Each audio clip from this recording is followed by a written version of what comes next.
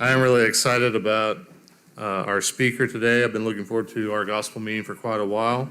We're pleased to have Kyle Butt from Apologetics Press with us today, and he is going to be talking with us today and then Monday, Tuesday, and Wednesday evenings about Christian evidences.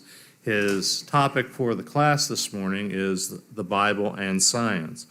Kyle is a graduate of Freed-Hardeman, where he earned a bachelor's with a double major in Bible and communication. He then earned a master's in New Testament studies and a master's of divinity with a concentration in apologetics. He has authored or co-authored 35 books. He has done many DVD projects. He has been involved in 3 major debates with unbelievers. I remember I was there for the first of them in South Carolina, and he did a really good job. He also speaks frequently around the world on Christian evidences, and he has served in the Bible department at Apologetics Press for the last 20 years, and he is the editor of the Apologetics Press children's monthly publication, Discovery. So please give your attention to Brother Kyle Butt.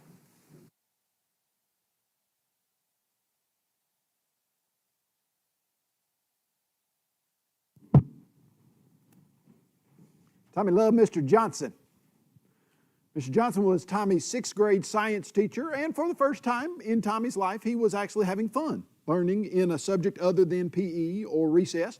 And Mr. Johnson was one of those teachers that, felt like he needed to get the kids involved in the subject. And so he would do stuff other teachers weren't doing. He would do experiments or take the kids on little nature walks and sometimes on trips where they would go and study the stuff that he was trying to teach them. And every now and then, he would say something that Tommy knew wasn't exactly what his parents had taught him. He would be on a nature walk talking to these 6th grade kids and say something like, "Hey, class, isn't it amazing how this beetle evolved the ability to fly?" Or, "Class, isn't it amazing how this particular tree evolved the ability to protect itself by secreting this particular chemical to..." Every now and then. It didn't really dawn on Tommy what was happening until today. Today was different. It all came to a head when Mr. Johnson stood up and he said to the class, "Today we're going to learn how the universe originated. Can anybody tell me how that happened?"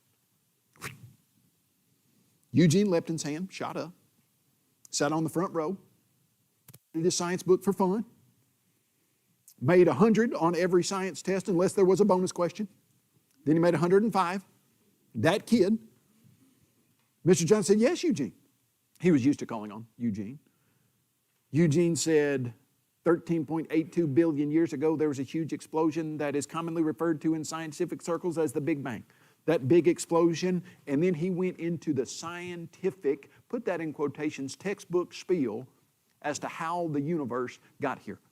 That supposedly there was something called a singularity, and that singularity was smaller than a period at the end of a sentence and exploded in what is commonly referred to as the Big Bang. Immediately after that, supposedly, everything in the universe was traveling faster than the speed of light.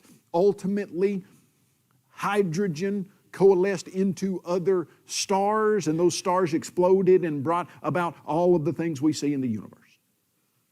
And about 4.8 billion years ago, supposedly according to this particular scenario, the Earth coalesced out of space dust around the sun, and then sometime very soon after that, there was a warm chemical soup on the surface of the Earth, or now they suggest it might have been in the deep ocean, hydrothermal vents, and somehow non-living chemicals gave rise to life.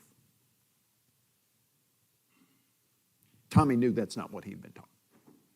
In fact, Tommy knew that he had been taught something very similar to, in the beginning, God created the heavens and the earth was without form and void, and darkness was over the face of the deep, and the Spirit of God hovered over the face of the waters, and God said, "Let there be light," and there was light, and God divided the light from the darkness, and the light He called day, and the darkness He called night, and evening and a morning, day 1.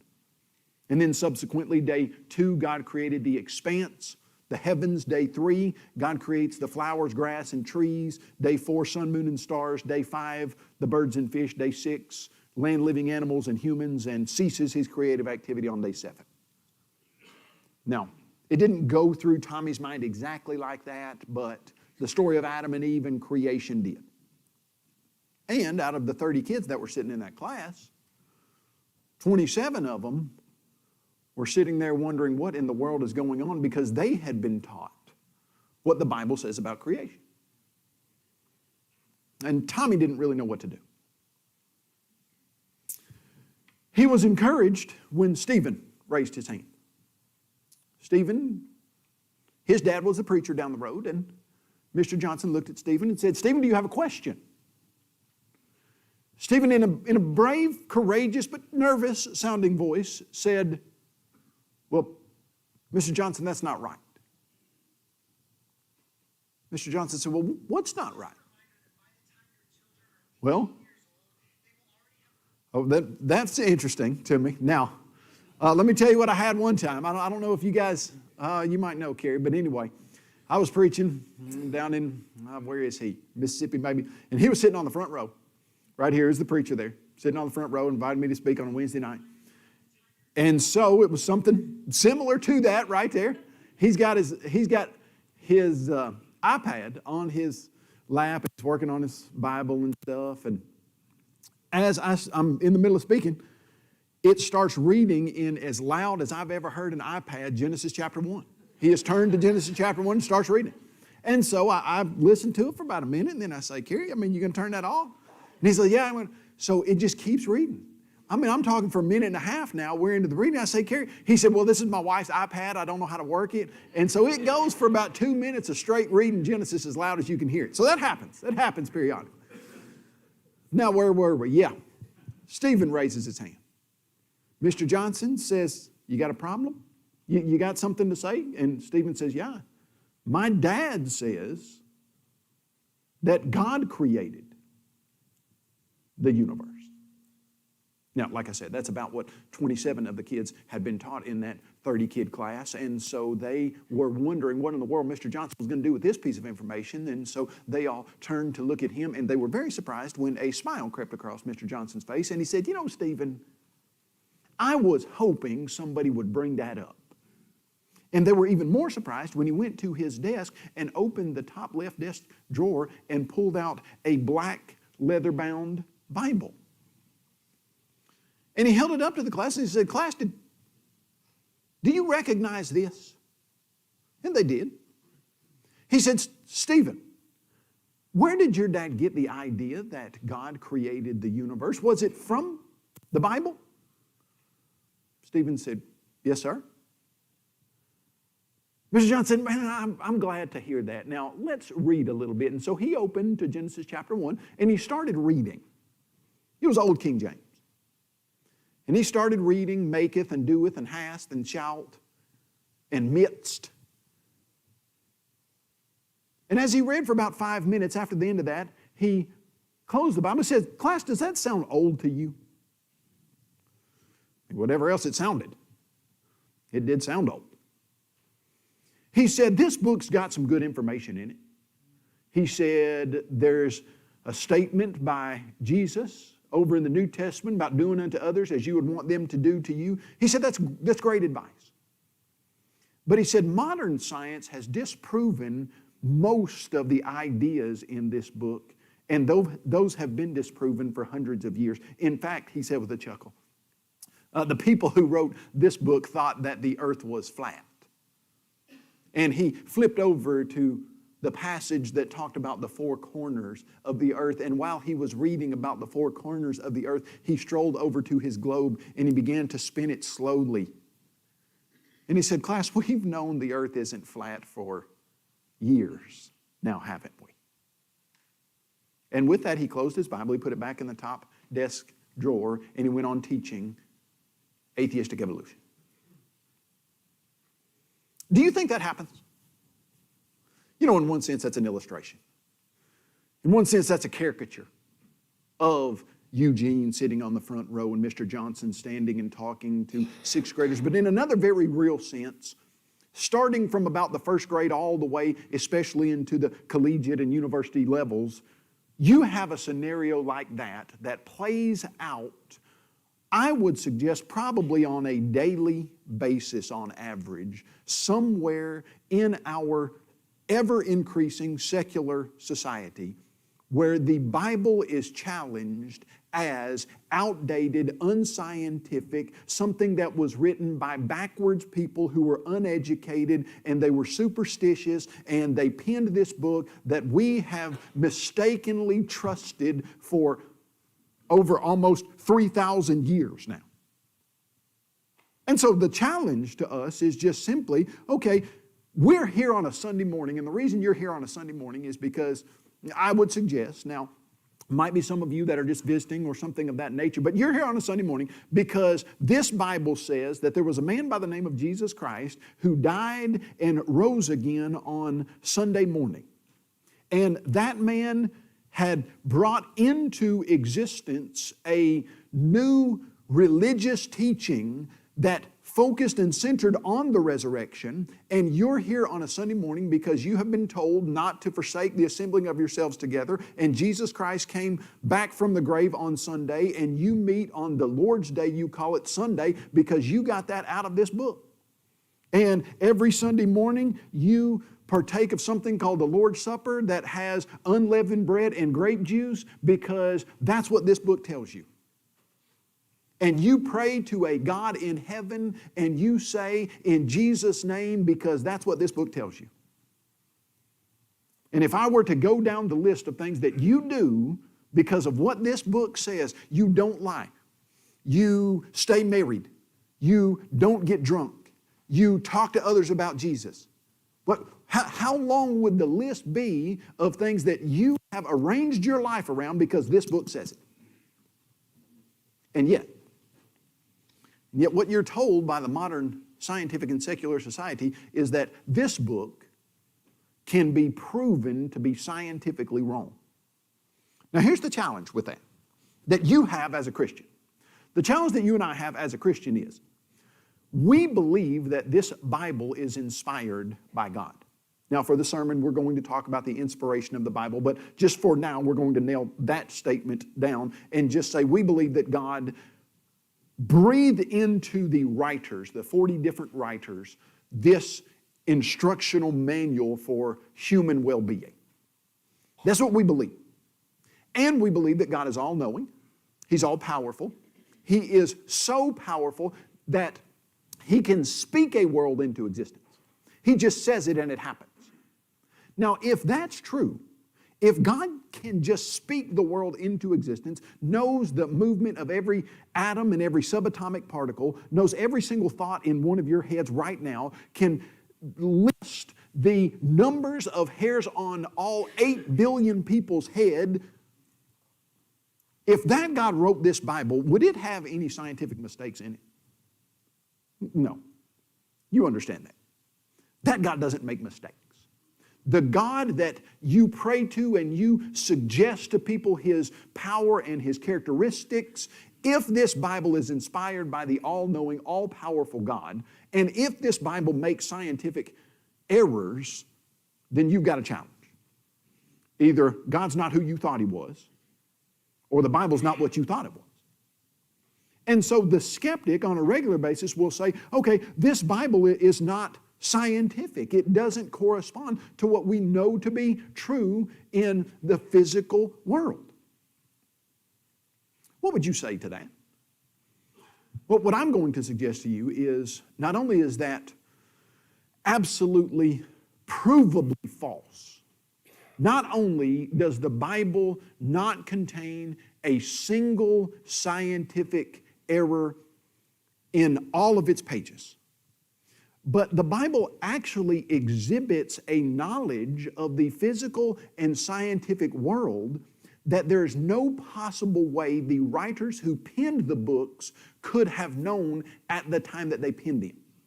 And so what you're going to find out is, okay, the first 5 books of the Old Testament written by Moses in approximately 1450 BC, they're going to present to you scientific information that in 1450 BC, the bulk of people in the world had no clue the truth of the statements that were being written in Genesis, Exodus, Leviticus, Numbers, Deuteronomy. Now, That shouldn't surprise you. And here's why.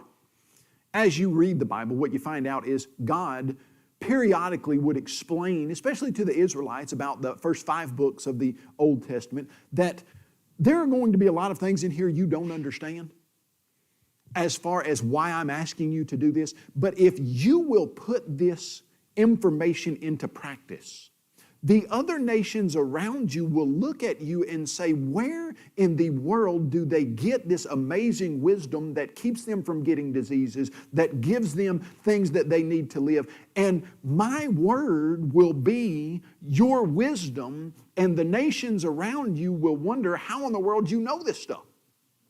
And it will be because I tell you. And so what I'd like to suggest is that, okay, if you're going to say, is the Bible a science book where you can learn organic chemistry from it? No, okay, no. You're not going to learn how to put together carbon compounds and build a graphite bike frame. It's not happening.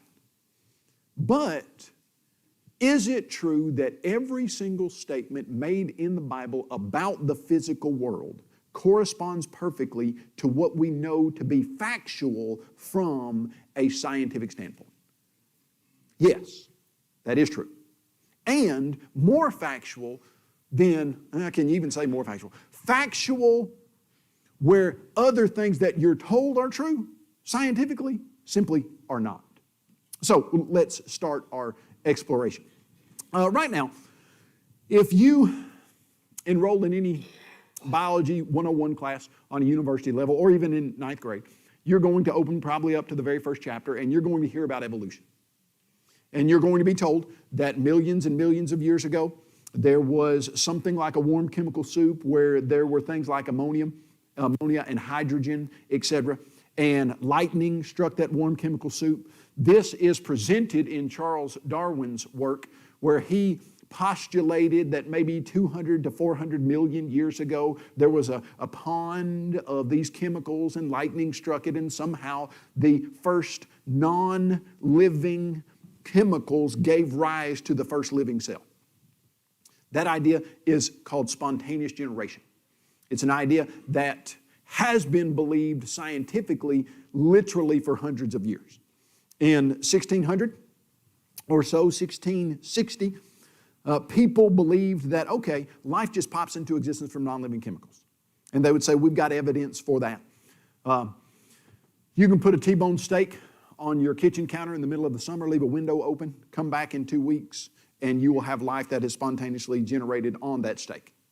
It will be maggots. They are moving around on that steak. You didn't see the maggots crawl on it. You didn't see the maggots fall out of the air. They spontaneously generated from the chemical properties from the air and the steak. They said, if that's not enough, take some old sweaty rags and wrap them with some wheat, stick them in the corner of your barn. Come back in about a month or so, and mice and or rats will have spontaneously generated from the chemical properties of the old sweaty rags and the wheat. Said if that's not enough, take a log of some sort, put it in a very wet ditch, come back in 3 months, pop the bark off that, you got all kinds of stuff crawling all over that thing. Those things spontaneously generated from the chemical properties of air and from the chemical properties of the law.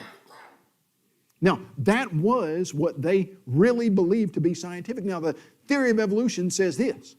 Says, number one, you have to get life to come from non-living chemicals by a naturalistic process. And number two, you have to get that life to change from one kind of life to another kind of life and another kind of life. And ultimately, that first single-celled organism that came from non-living chemicals has to change into every single form of life on the planet right now. That's the theory of evolution. Now, analyzing that first idea of spontaneous generation, there was a guy by the name of Francisco Redi. Some people say Redi, R-E-D-I. And Francisco Redi said, you know what, I'm not sure maggots spontaneously generate from non-living chemicals. Let's put that to the test. And so he took some meat and he put it in a group of sealed jars, hermetically sealed, airtight, where no air would get in. Took some meat and put it in a group of unsealed jars and just watched. Okay, you're going to read this in every biology textbook that there is. Flies landed on the sealed jars. They couldn't get into the meat, no maggots formed. Flies landed on the unsealed meat, maggots formed on the meat. He said, okay, I believe that flies are actually producing the maggots. This was in 1660. You're talking about 400 years ago or so. They said, no, you got that all wrong. The air wasn't getting into the hermetically sealed jars. That's why spontaneous generation couldn't occur. He said, okay, well, let's make this experiment a little bit more difficult. Let's put sealed jars, meat, unsealed jars, meat, and let's have another group that has something like medical gauze on the top of it, a netting where air can come in, but flies can't. Okay. Flies tried to get in the meat that was sealed, couldn't. Flies got in the meat that was unsealed, maggots. Flies tried to get in the meat that had the gauze on it. Maggots formed in the gauze, but not on the meat. He said, there you go. Flies are producing maggots. Everybody in the scientific community said, wow, that's amazing. They said, so you don't believe in spontaneous generation? He said, oh, no, I do. I just don't believe maggots spontaneously generate. Okay, so that was in 1660. For another 200 years, the scientific community said you can get life to come from non-living chemicals. Until a guy by the name of Louis Pasteur came along. Now, if you went to your kitchen this morning, opened your refrigerator, got out some milk, and looked on the side of that, you might have seen that your milk was pasteurized. And you know why that is, because the cows that produce that milk live in a... No, not because they live in a pasture. That's what you're thinking, but it's not because they live in a pasture. That's not really how the word is spelled. Pasteur, Louis Pasteur. In 1860, they had come up with microscopes. Now, microscopes were a fascinating thing by 1860, and you could take some meat broth or maybe some chicken noodle soup, and you could cook it in your kitchen, and right after you cooked it, you could zoom in with the microscope and you wouldn't see anything swimming around in it. But within just a few minutes, you would see thousands and then millions of tiny little things swimming around in your chicken noodle soup. Now, there's a reason why you don't cook chicken noodle soup, leave it on your kitchen counter, and come back in 3 weeks and eat it. There's a reason why you don't do that. It's because it's lost its taste and it's no good. No, it's because there's little stuff in it that will make you really sick. Okay, in 1860, they were zooming in and they said, oh, we see what's making you sick. This little stuff that's swimming around, those are microscopic organisms. They're alive. They're doing all kinds of stuff. They're eating this, and some of them are killing this, etc. So, Louis Pasteur does an experiment, once and for all, finishes the discussion on spontaneous generation. Puts the nail in the coffin of spontaneous generation. Boils meat broth, makes a special S-shaped flask so that the air goes through the S shape, but gravity pulls down all the microscopic organisms to the bottom of the S shape. That way, all those people that argued that you have to have air for spontaneous generation to work, air was going in. On the bottom of that S shape, you would see a milky substance start to form where all the microscopic organisms were being caught. Air went in, you could zoom that microscope in on the meat broth, no microscopic organisms at all. He would wait a week, none. Wait a month, none. If I understand it, some of them he left for a year or longer. Not a single microscopic organism. Then periodically he would say, okay, this one's been going a week, zoom in, you can see, nothing there. He would then break the neck off of it, air would go straight in, boom. Within seconds, thousands and then millions of microscopic organisms. From 1860 on, we have known for a fact that life cannot spontaneously generate from non-living chemicals. It is a scientific fact. People have spent literally billions of dollars trying to mimic what they call the early atmosphere and get non-living chemicals to produce a single protein that could be folded correctly, that could be incorporated possibly in life. They have failed miserably using every technology advancement at their disposal and basic unlimited funding. And it is still an absolute scientific fact that you can't get life from non-living chemicals. Where do you get it? Because life is complex and functional, there is only one possible place that you can get complex functional design that is put together that operates like life does. In the beginning, you would have to have an intelligence that put those things together and breathed into it life. It doesn't come to existence from naturalistic processes. And so, if you were just to say, okay, what's the very first aspect of the Bible that is the most biologically, scientifically accurate statement in the Bible, and God said, let there be, fill in the blank of any kind of life you've got. And God said, let there be fish in the seas. You have to have intelligence to bring life into existence. And some kind of power to generate how that life would stay alive. Now, here's the second aspect, though. As you look into the biblical statement that absolutely corresponds perfectly with everything we know scientifically and destroys the false ideas of evolution and naturalistic processes. Not only do you have to have life according to evolution coming to existence from non-living chemicals, it then has to change from one kind of life to another kind. Okay, now when I was growing up, I had a dog named Max. Well, Max came up. She was a stray, and we just immediately called her Max, but we realized she probably wasn't best named Max because she started getting bigger quicker, and us little kids realized, okay, this probably should be Maxine, and we'll shorten her name to Max, and so we called her Max, but her real name was Maxine, and Max was coming with us to Tennessee, to Middle Tennessee, as we were moving. And she was getting ready to have babies. So I remember putting her in a U-Haul truck, and we stopped at a hotel, and I remember my dad getting her out and putting her in the bathtub of the hotel. Now, at the time, I thought we were very weird for doing that. Subsequently, I've heard other people actually do this. Not many, but some. And so the next morning, we got up, and we looked in that bathtub. And when we looked in that bathtub, there were 8 of the most beautiful baby hippopotamuses you have ever seen. I mean, they were the pygmies, they were the miniatures. I mean, of course. Okay, now, you know my dog did not give birth to 8 baby hippopotamuses because that would be far too many. There were only 2 of them. It wasn't 8. They were. Okay, you know it wasn't 2. When a dog has babies, what does a dog always give birth to?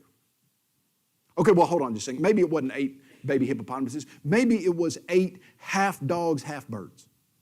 You know, they had feathers just on their head. Half dogs, 90% dog, 10% lizards. They just had scales on the backs of their tails and back feet. Okay, listen. Every biological, scientific experiment done in the entirety of the human endeavor, from the beginning of any humans even trying to answer the question. Do you know what dogs always have? Always. They always give birth to puppies. Cats always give birth to kittens. Elephants always give birth to baby elephants. The law of biogenesis is the fundamental law in biology. And here's what it says. That life comes from previously existing life in this material naturalistic universe of its own kind. Now, Mr. Johnson was standing in front of his class telling them that life had to come from non-living chemicals, from a naturalistic process, and that one first single-cell life had to change into every other kind of life that there is. Now, I'm going to tell you where the law of biogenesis was stated, and there's never been a single exception to it ever. And it flies in the face of 95% of every biological article written in any scientific paper, but corresponds perfectly to what we know to be fact. I want you to turn your Bibles, if you have them, to Genesis chapter 1.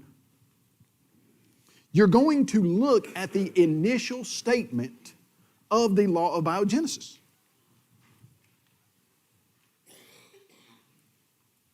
And I want you to start reading in verse 11. Then God said, "Let the earth Genesis chapter 1. Bring forth grass, the herb that yields seed, and the fruit tree that yields fruit. Now read it. According to its kind. Whose seed is in itself on the earth, and it was so. Now, if you would have told people, hey, you're going to have to explain that dogs always have puppies. And once you nail that down, if someone accepts that, that would refute the teaching of 90% of the PhDs in biology in 2023. I would have said, that's, yeah, of course dogs always have puppies. Stuff reproduces after its own kind always. Now, according to the modern teachings of evolutionary biologists, that's not how things go. And then you just ask the simple question, okay, just show me one example.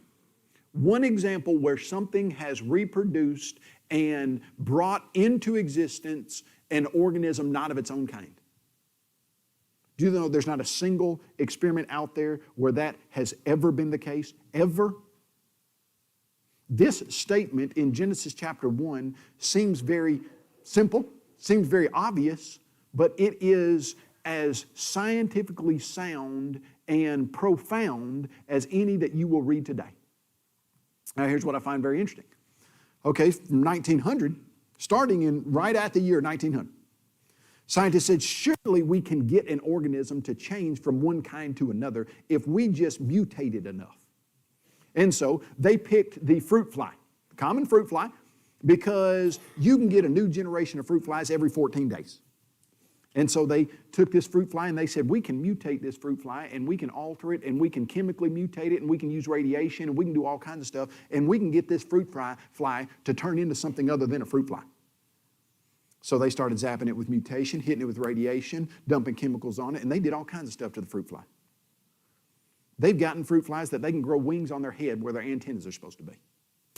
They've mutated fruit flies in a way that they will come in existence, they'll be hatched with no legs. They'll be hatched with 6 legs on their back where their wings were supposed to be. Mutated fruit flies where they'll hatch with no eyes. They'll hatch with twice as many bristles as they had the previous generation. With antennas where their legs are supposed to be, wings where their antennas are supposed to be, legs where their wings are supposed to be.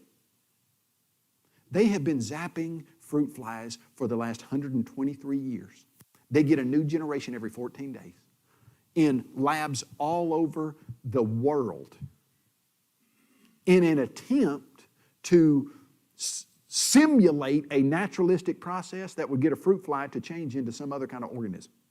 It's the equivalent of millions of years of evolution. It would be, because you get a new generation, you can zap that generation, you can zap that one, and you can add mutations way quicker in a lab than you could in the natural world. And guess what? After 120 years of doing everything they know to do to change the DNA of a fruit fly, do you know what they still got?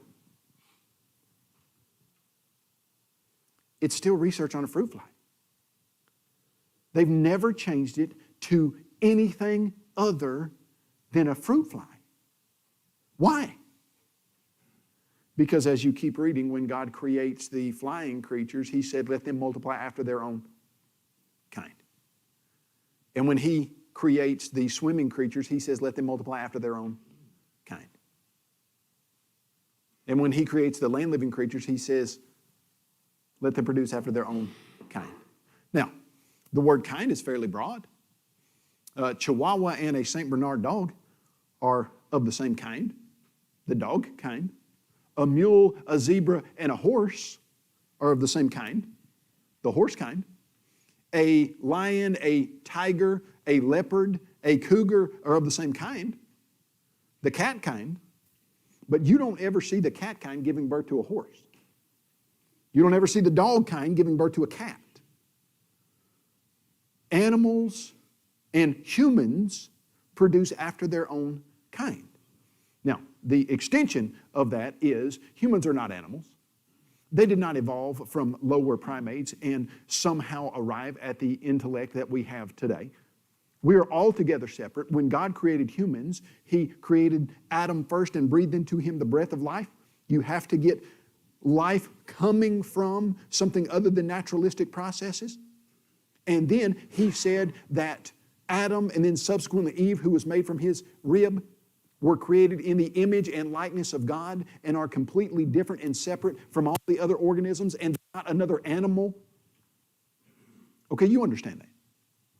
Scientifically, though, as you look at this idea, the most fundamental tenet of evolution, that life came from non-living chemicals and changed from one kind of life to every other kind of life, is disproven in the very first chapter of Genesis and in spite of all that you're told. Just ask this simple question. Okay, guys, in the biological sciences, has anyone ever seen one kind of life change into another kind of life? And do you know the answer to that? Regardless of all the stuff that's taught in the textbook, the answer to that is always and unequivocal no. And so you'll read that textbook about Francisco Reedy and then about Pasteur, and you'll hear the law of biogenesis presented in the law in the biology textbooks, and then they'll say, so what we've learned is that life in this material world comes from pre-existing life of its own kind. And then you'll read the next paragraph where it will say, but somewhere in the past that must not have been the case because evolution is true. You mean to tell me all the experimental evidence shows this, but then you're going to say, but somewhere in the past, that experimental evidence does not hold because I want to hold on to an idea that doesn't correspond to the evidence? Yes. That's how that happens. Now, that's just the first one. Let's continue. I'll give you some more fun, I think, scientific ideas in the Bible that maybe you didn't know, that when you come across them, you think, oh, wow, that's interesting. I want you to turn over to Genesis chapter 6. In Genesis chapter 6, the context of Genesis chapter 6, you'll probably recognize. It's the flood. God has come down to Noah, the island of righteousness and the sea of wickedness. Noah, a man who found grace in the eyes of the Lord, who was perfect and without spot in his generation, who was a man who was willing to do what God asked him to do. And so God comes to him and says, okay, Noah, I want you to build an ark. And then you look right in verse 15, and here are the dimensions of the ark. He says, and this is how you shall make it. The length of the ark shall be 300 cubits, its width 50 cubits, and its height 30 cubits. Okay, now you've probably read that for years. That's a ratio, length to breadth to height of 30 to 5 to 3. If you're anything like me, before I started doing work on Christian apologetics, never thought one thing about that. I just thought, okay, that's interesting. Number one, probably when I went through that, I wondered what a cubit was. And I thought to myself, okay, well, cubits, that's not how we do things. But hey, we don't do metric stuff either, so it's pretty standard stuff for us. But a cubit is, it comes from the word, as I understand it, in the Hebrew for forearm, which generally speaking is about 18 inches from an adult male's elbow to the middle finger forearm. It's about 18 inches. Now, based on, there were some different measures. There was a royal cubit that was probably about 22 inches or so. If Noah and the people before the flood were bigger than we were, then the cubit might have been a little bit bigger, etc. But here's what you got. You have a ship that is length to breadth to height, 30 to 5 to 3. Ratio of a massive cargo ship. I don't know if you've studied that ratio. I hadn't until I started looking at, okay, when the Bible makes a statement about something physical, whatever it is, maybe it's an ark, maybe it's life, maybe it has to do with germs or chemicals, whatever it is. Can we then explore that and see if it's accurate? And so that's what we started to do, and here's what we find out. That 30 to 5 to 3 length to breadth to height ratio, as you start putting that beside ratios for ship building, it just so happens in World War II, the Allied forces started building some ships. They were called Liberty ships. One of them was the SS Jeremiah O'Brien. It was nicknamed the Ugly Duckling. The Ugly Duckling because, well, it just wasn't really appealing to the sight. But these Liberty ships, they were designed to do basically one thing, and that was to carry supplies through waters where they would not need to go very fast and where they would be protected by other more well-armored ships, and they just needed to have the proper dimensions to carry tons and tons and tons of supplies. 30 to 5 to 3, length to breadth to height, happened to be, in World War II, almost the identical length to breadth to height ratio of the Liberty ships that were designed in World War II to carry lots of stuff. As you look at that ratio, if you were just to pick out, okay guys, what would be a great ratio to build a huge ship that doesn't have to go anywhere very fast, doesn't have to look good, it just has to carry a lot of stuff. 30 to 5 to 3, length to breadth to height, happens to be the perfect ratio for that. Now, I often talk about these kinds of things, and I've got videos that we put out there on YouTube and various different places. And so many times there will be skeptics and unbelievers who will put out refutation or rebuttal videos to what I do. And I was watching one of them. I don't watch them all, but someone had sent me this particular one and just said, hey, you might look at this. And so I watched the first few minutes of it, and he gets to this section on Noah building an ark that it looks like up to this point there's no record of boat building. Doesn't look like Noah is an architectural engineer of any sort. Doesn't look like he has boat building experience. Doesn't look like he has any prior knowledge of how to build a huge boat that is a football field and a half long. I mean, if you're going to build a boat that's going to be a football field and a half long and you don't have any prior knowledge, then how wide do you make it? How tall do you make it? How long do you make it?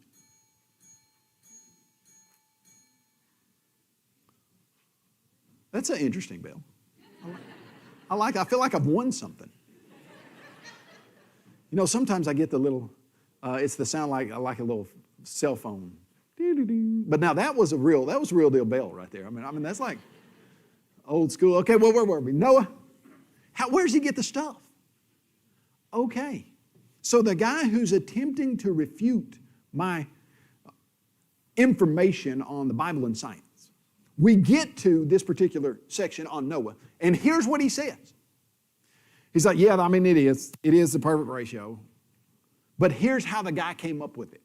Some guy in the past was just sitting around, and he happened to accidentally pull 3 numbers out of the air for this ratio, and they happened to be exactly right. What are the odds of that? The odds of a person who's never built a boat of this nature, and who, if the ratios are not right, your boat sinks or can't carry stuff or doesn't float correctly, etc. And out of all the numbers in all the world that he could pull, he happens to accidentally pull the exact right ratio out of the blue and builds an ark that you can now literally still take that ratio in World War II and use it to build a Liberty ship, and that's 3,500 years later? Wow. I mean, that's remarkable. Do you know how many times, as you listen to the people who attempt to refute the Bible and science, and I've just gotten to a few things, I was hoping to hit about 5 of them, I just got to 2 of them, but how many times the people have to say, well, that was just lucky. Oh, wow, amazing, they happened to accidentally. Wow, that was very fortuitous that they... Here's what you find. Not only do you never find a single sentence in the Bible that makes a statement that is not scientifically accurate. Never once. But you find a complete absence in the Bible of all incorrect scientific ideas that are out there. Now, we're running low on time, so I'm not going to get it. But lucky for you guys, we're doing Science in the Bible this evening as well, because we've just scratched the surface of this. And so this evening, I got about 2 hours worth of stuff. We'll try to shove in about 45 minutes of Science in the Bible number 2. Glad you were here. Thank you very much for having me with you.